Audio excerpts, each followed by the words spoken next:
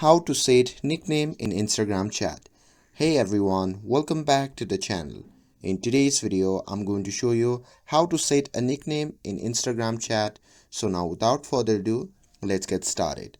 So first thing first, open the Instagram app on your phone and make sure that you're logged into your account.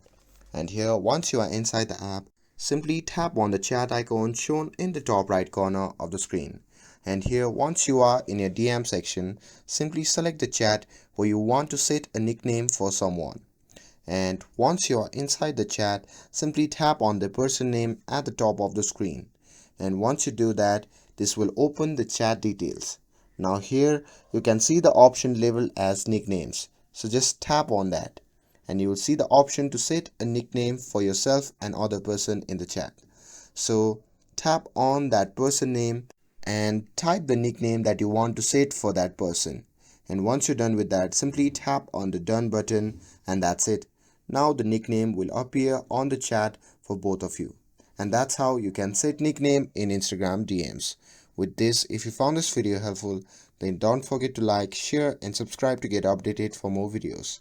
Thanks for watching and I'll see you in the next video.